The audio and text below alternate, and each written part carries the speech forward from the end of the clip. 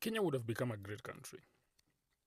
Unajua nasikiaga that there was a time Kenya and Singapore were at par economically. Sahii ukikompea Kenya na Singapore, ile tunasemaga kufananisha kifo na usingizi. Singapore iko huko, sisi tuko huko chini sana. Sababu our economy was sabotaged by selfishness and greed, starting from the very first people that ruled this nation, that is the government of Jomo Kenyatta. And then tukamaliziwa na Moi.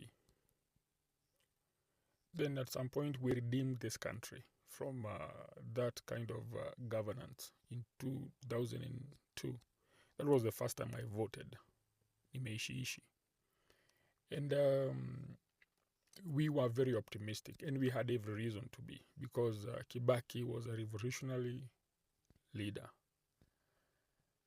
And I remember there was a poll, an international poll carried out around the world, and that poll showed that Kenyans were the most optimistic people at that time.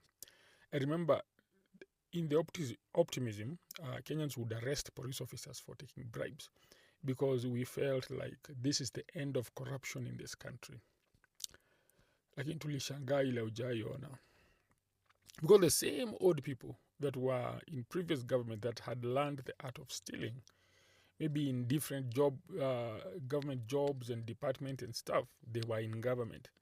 And now Kibaki found himself somewhere in a place where he could not fight corruption, because fighting corruption would mean fighting his friend or something like that.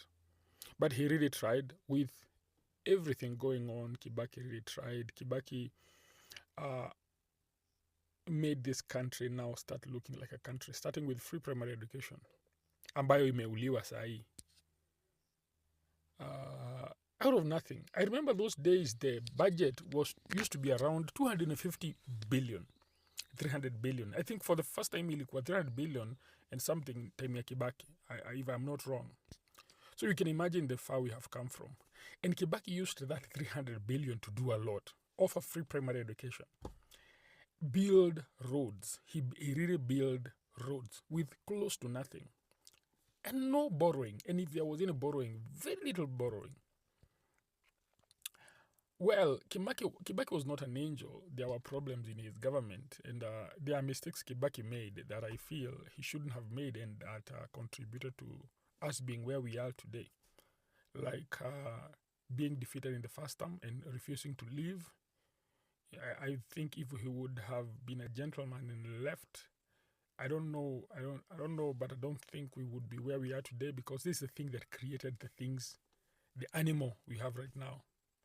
But even in the second term, I still love Kibaki's second term. But now, getting out of the second term is where we made our biggest mistakes, because we come from a revolutionary leader and a person that has been consistent in his messaging for years.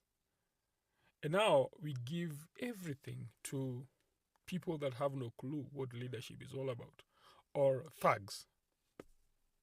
Yeah, thugs.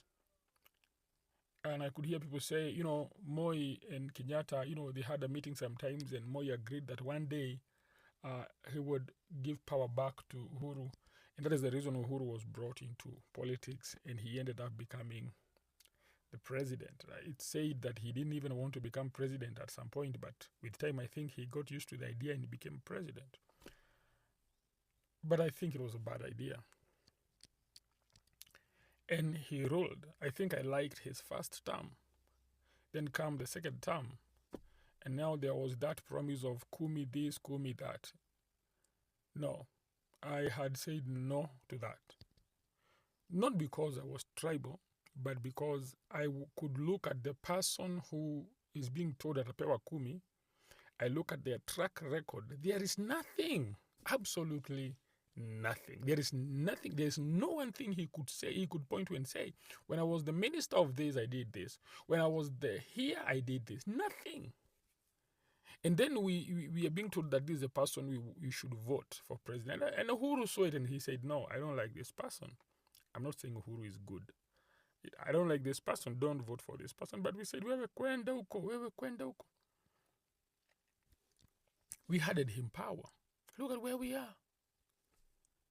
I tried talking about these things. I tried telling people about these things. And in most cases, I was being, looked at like I am a witch because I am a pastor. And this guy is saying Bwana Sifiwe and I'm not seeming to support him. But some of us see through read between the lines. We don't just listen to what you're saying. We look for other things. Hapo unasema hizo vitu unasema. There are things we look for to tell us whether what you're saying is genuine or it is not. And I could tell it is not genuine. And up to date, and I'm not saying I'm very wise or I'm very intelligent, but I still question the intelligence of everyone who thought that that person would become a good president. I still doubt. I still question their intelligence. Unless some of them are intelligent people. I'm not saying that everyone who voted for this government was not intelligent, but the intelligent ones voted for this government because they knew what they would get out of it. Not what Kenya would get, but what they would get out of it. They were just people that were going in for the loot. Those ones, yeah, they are those kinds of people that were intelligent. But for the majority of people, the masses, the intelligence is very questionable. But, oh, he cried in church. So what? Oh, anasema Bwana asifiwe, au ampenda Mungu. So what? Oh, he built churches. So what? He loves God because he built churches. He didn't love God because he didn't build churches because he loved God. He built churches because he loved the votes of the people that go to those churches. If there was no vote on the way and he gave all that much, then we would say he loved God. This time we cannot say that because he loved the votes. Now that is a terrible mistake. And I've seen people make the same mistake over and over and over and over and over again. Starting from Uhuru. Doesn't matter how you want to twist it, he was a bad decision. Come to Ruto, he is a worse decision. And now, my people from my region, I'm about to make the worst decision ever. We have gone from bad, now we are in a worse. And according to how things are going, we are going to the worst decision ever. Because people from my region are saying, oh, this is the guy, I think he's worse than the guy we have. I think so. I believe so. I agree on the one term. I agree on removing this government through legitimate means. But the person you are fronting as the person to help us, our savior, there's no difference between them and the current president. They are students of the same teacher. And there is nothing he would do differently. Actually, I think he would do worse. And I think as Kenyans, we should not make such a mistake. Alafu mi ushangaa na hii kitu ya politician saying, oh, in our region we vote like this, we have nini.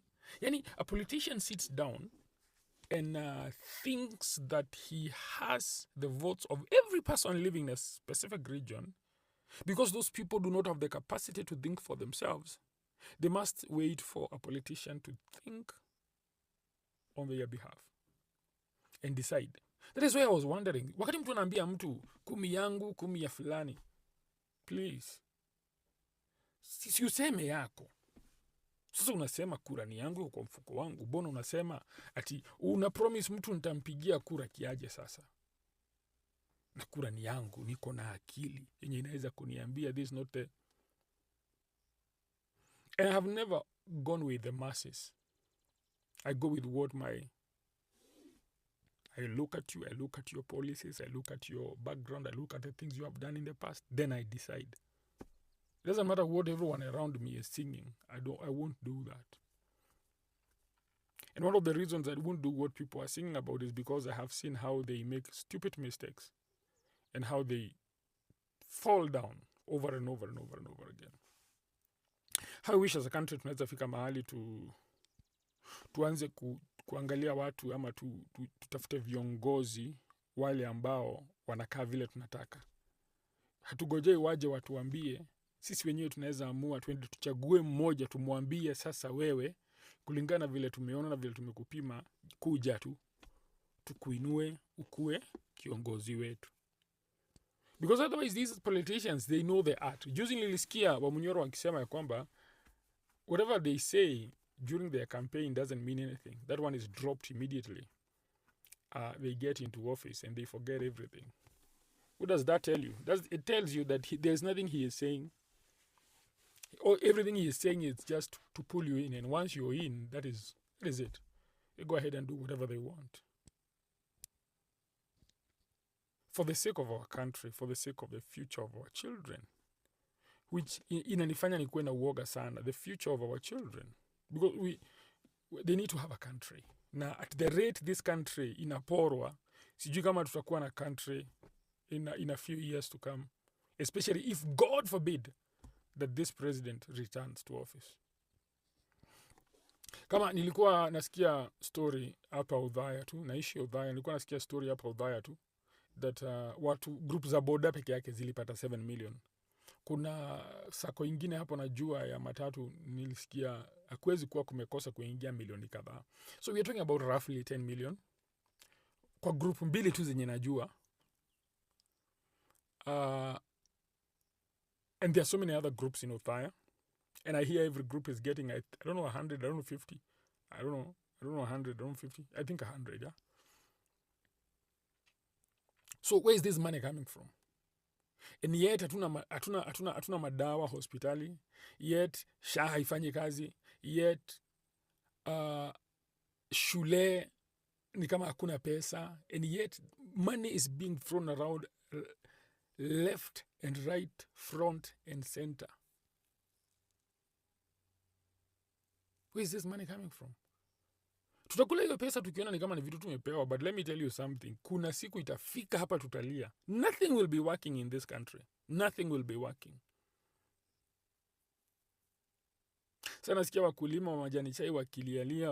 Okay, it's not the president's job to make sure that the prices of tea zinakuwa nzuri, but you know, everyone reads the body language of the government in power. So whenever if they sense that this government is not keen on fighting corruption or stealing, they will steal. You know? Bwana, sijui kesho ya watoto wetu itakaa namna gani, but I think we can salvage whatever we have left. We choose leaders that have our best interests at heart. Hii mambo ya kuenda tu kwa sababu watu wanaenda. Alafu we are allowing the wrong people to shape the narrative. I have nothing against border guys. I have nothing against Gen Z. But ukiangalia saa zingine there's a lot of noise. And nothing specific yenye inasema ni hivi. A lot of noise.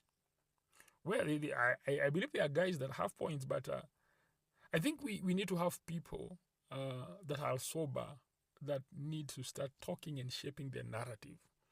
Because if the narrative will be shaped by makanga, watu wa boda, ama maboga, na sisemi ya watu, if those are the people ambao wataachiwa ku shape the narrative, then we will have a very warped narrative. Narrative yenye tutapata itakuwa ingine, because they are same guys that led the narrative last time.